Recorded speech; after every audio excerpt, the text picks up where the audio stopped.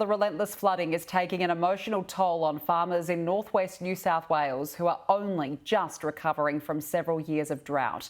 One canola grower outside of Warren says heavy rain has destroyed the majority of his crops and he's on track to lose up to $2 million this year. About an hour outside Dubbo, Warren is typically fertile canola country, but relentless rain and floods have turned paddocks into swamps. Glen Whittaker has been growing canola, wheat and occasionally chickpeas for more than 2 decades.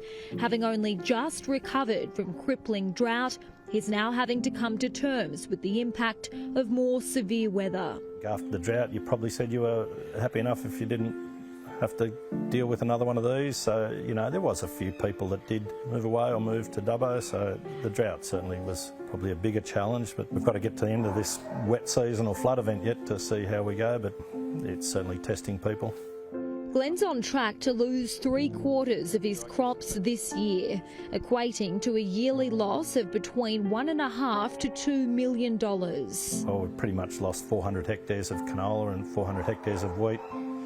That doesn't account for any infrastructure, you know, the roads and banks and pipes and stuff that we've had in place. You know, financially it's a huge cost, and I think, you know, for round Warren, I think that the amount of cropping and grazing country that's been underwater for months and, you know, just the damage to the roads is, you know, it's in the hundreds of millions, it would have to be.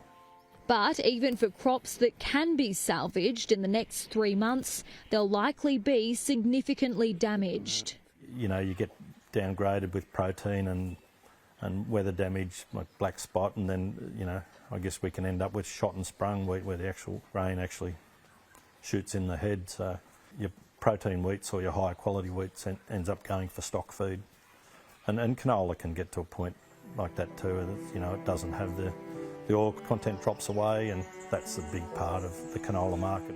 However, with a third consecutive La Nina around the corner, even that may not be possible. We take it into consideration, but it's not, you know, we look at the next 1 or 2 weeks in front of us and deal with what we've got. I think if we start going too far out, and probably doesn't do your headspace any good anyway. I think we just, you know, a lot of it's day by day, you know, see where the rain falls, what the water's doing, and make decisions based on that. Continued flooding also means a lost opportunity for canola growers to capitalise on an increased demand for exports as countries such as the United States and Canada seek to increase production of biofuels. You drive around and you see these magnificent canola crops on sort of well-drained soil, and you think, well, you know, what could have been, and, you know, canola's a very strong market at the moment, and even the wheat price is reasonably good, so, you know, it's a shame to miss out because it's too wet. While this season will likely be a wipeout, Glen says there is a silver lining.